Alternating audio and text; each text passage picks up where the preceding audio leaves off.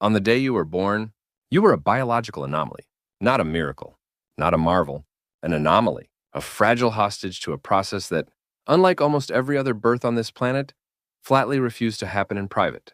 You could not lift your own head. You could not hold your own temperature. You could not perform the one job every other newborn primate manages on pure instinct, holding on. You arrived gripping nothing, clinging to air.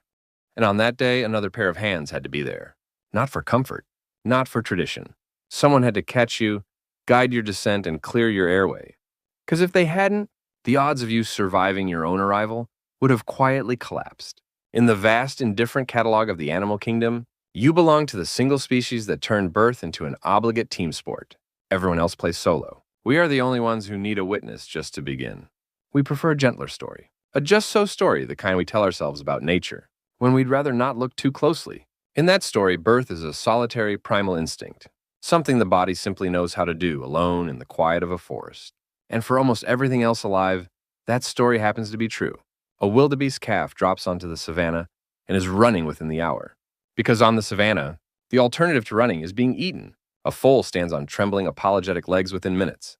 A baby chimpanzee is born, reaches out, and grabs a fistful of its mother's fur, while she delivers in minutes, usually alone, usually hidden and facing her infant, so she can wipe its face clean with her own hands. A sea turtle never even meets its mother. It claws out of the sand and drags itself toward the ocean, entirely on its own, an orphan by design. Solitary, fast, self-sufficient. That is the standard issue birth on planet Earth. You are the exact opposite of all of it. Which leaves three questions almost nobody thinks to ask, precisely because the strangeness of our own arrival is hidden by how normal it feels. First, why are we the only animal that cannot safely give birth alone? Second, why is a human baby born so spectacularly unfinished that it can't hold up its own head, let alone flee anything that wants to eat it? And third, the one that should bother you most. Why would evolution hand a single species this set of survival unfit traits and hand them over at the most important moment in the entire business of staying alive? The moment of making more of yourself? These are not features you would ever choose. So who chose them? The answer isn't a mistake, it's a receipt. Every one of these apparent flaws is an itemized record of one enormous purchase. Our species made millions of years ago, long before anyone was around to read the fine print. We bought two things. We bought the ability to stand up and walk on two legs, and we bought a brain large enough to eventually rearrange the planet. And the currency we paid in was this, the ability to reproduce alone. Our biology is the compromise wedged between two incompatible ambitions. The need to stand tall and the need to think big. Everything that follows, every strange and dangerous detail, is just the bill coming due. Start with the first question, why we can't do this alone, and look at the plumbing. In most primates, the birth canal is a mercifully honest thing. A short, straight, uncomplicated tunnel. The baby essentially drops through it. Simple. But when our ancestors stood upright, the pelvis had to be redrawn. It curled into a bowl to cradle the organs, and stacked the torso neatly over the legs. Excellent engineering for walking, catastrophic engineering for whatever has to pass through it afterward. That redesign turned a straight tunnel into a twisting, oval-shaped gauntlet, one where the widest part of the entrance runs at a right angle to the widest part of the exit. Read that again. The way in and the way out are turned 90 degrees from each other. Nothing about that is convenient. So the human fetus doesn't simply arrive. It performs a grim little choreography that obstetricians politely call the 7 cardinal movements. It engages, entering the inlet sideways. It descends and it flexes, tucking its chin hard against its chest to make itself as small as it possibly can, because it will need every last millimeter. Then comes the dangerous pivot, internal rotation. Midway through, the canal changes shape and the baby has to turn, rotating until its face points toward its mother's spine, which means it emerges facing away from her. And that single detail is the whole problem. Because you came out facing your mother's back, she could not reach down and finish the job herself. She couldn't clear your airway. She couldn't see your face. She couldn't guide your head without risking your neck. The one primate who most needed to help herself was, by her own anatomy, forbidden from doing it. That is why, in culture after culture, someone else has always had to be in the room, a near-universal human fixture that the anthropologist Brigitte Jordan traced everywhere from the Yucatan to the United States. Not a ritual, a structural necessity. And this particular bill is old, older than our big brains, which ruins the neat version of the story before it even gets going. Consider Lucy Australopithecus afarensis, dead for 3.2 million years and already walking upright on 2 legs. Her brain was nothing special. It was no bigger than a chimpanzee's, and yet her pelvis had already flattened and curled into that telltale bowl.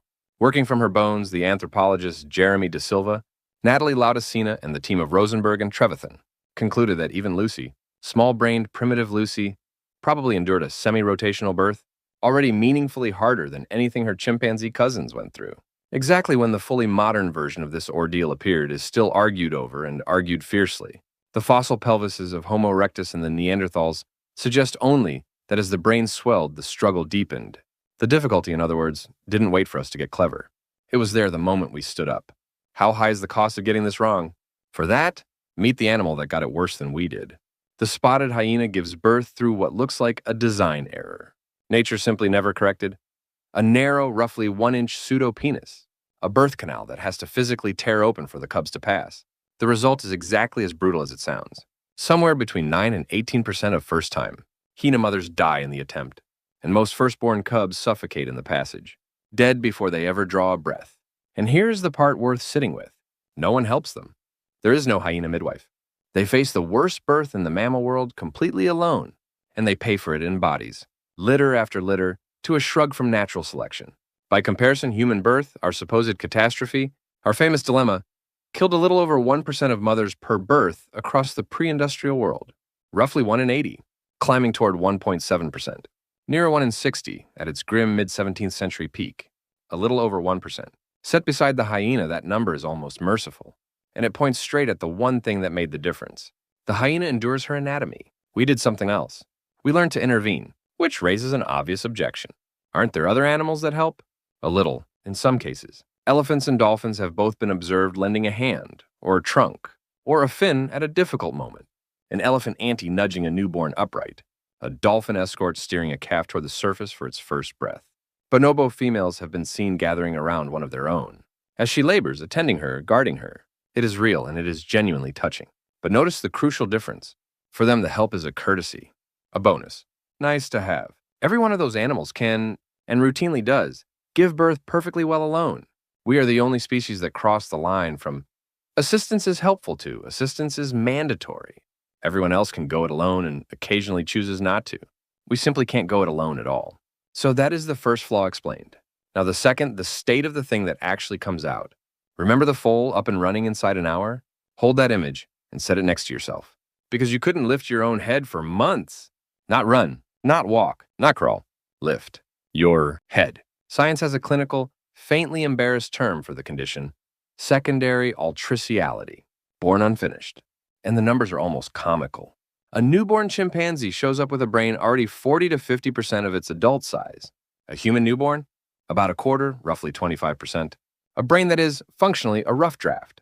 If we insisted on staying inside until we reach the readiness of a newborn chimp, human pregnancy would have to run something like 16 months. We don't wait that long for one of two unforgiving reasons. Either the head is about to become a battering ram against the mother's pelvic bones, or her body simply runs out of the fuel to keep the fire lit. So we are evicted early, half-built. And being half-built has consequences. Because somewhere along the way we also shed our fur. The newborn can't even fall back on that ancient primate reflex of clinging to the mother's body. There's nothing left to grip. So the mother cannot simply carry her infant and get on with her day. She needs a whole network, a village, just to keep one helpless creature fed, warm, and uneaten.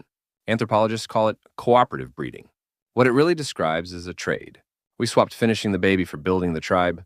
Our survival stopped being personal and became collective, whether we liked it or not.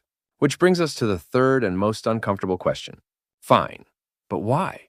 Why would evolution build a body so poorly suited to its single most important task?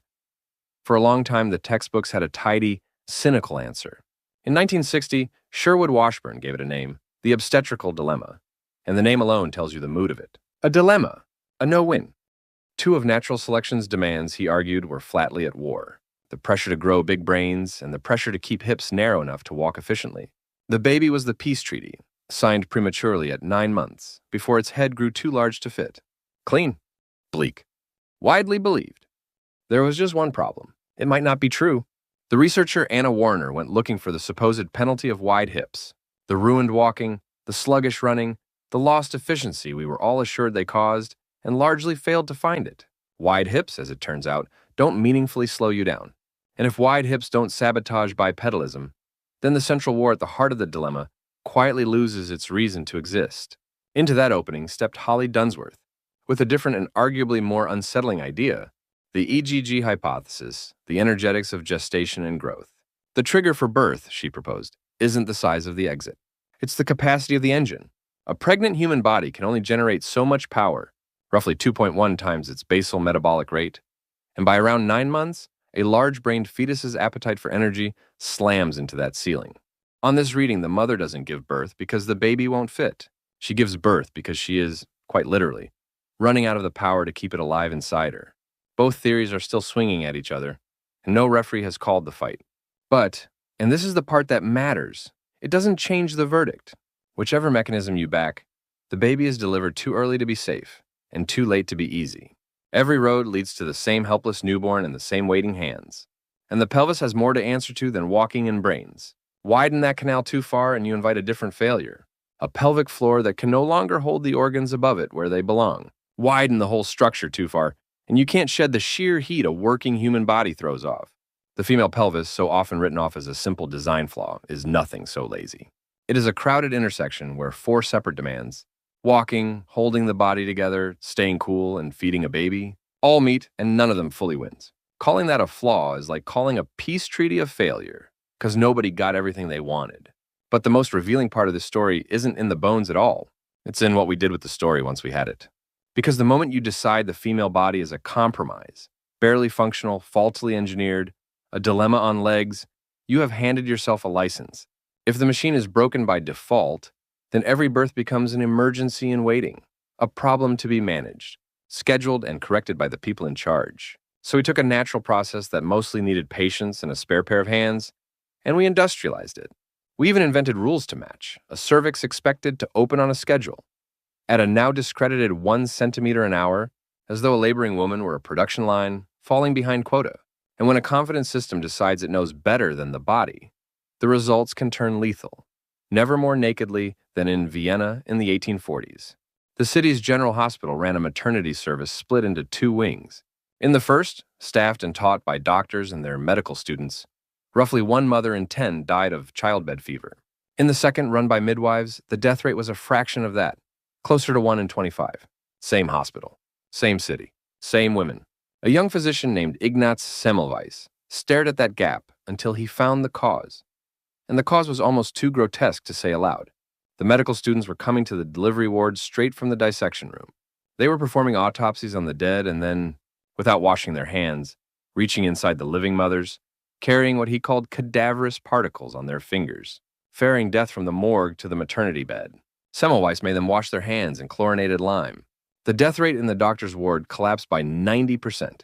He had, by any honest measure, just saved countless lives with a basin and a basic idea, and the medical establishment's response was to mock him, offended, genuinely offended, at the insinuation that a gentleman's hands could carry anything so vulgar as filth. The system that had appointed itself manager of the flawed female body turned out to be, in that ward, the single most dangerous thing in it. It did not want to be corrected. It wanted to be obeyed. And yet, here's the turn that tidy tragedy never accounts for. None of these flaws were malfunctions at all. That absurdly early, absurdly helpless newborn forced something no efficient birth ever could. It forced years of dependence. It forced adults to cooperate, to provide, to teach. A creature that arrives half-finished has to be finished by others, and finishing it, slowly, over years, is exactly what built the long human childhood. The languages, the accumulated knowledge, the entire apparatus of culture that let one soft, slow, clinging primate walk out and take the planet. The wildebeest runs within the hour and remains forever a wildebeest. You needed years and you needed a village. And that the years, the village, the helplessness itself is the precise reason you go on. To build cities and ask a question like this one, instead of merely surviving the afternoon. So we come back to the hands from that first day, not a luxury, not a clinical nicety layered on by modern medicine. They were the settlement of a debt your species ran up millions of years before you existed. You were born facing the wrong way, with a rough draft brain into a body that could not, on its own, survive the few minutes it took to arrive. And the correction for all of it was another person. We are the one animal whose very shape, the twist of the pelvis, the size of the skull, writes our need for each other directly into bone. It is a quiet, unlovely irony, the thing we are proudest of. This vast social world we built grew straight out of a physical helplessness. we were never able to outrun.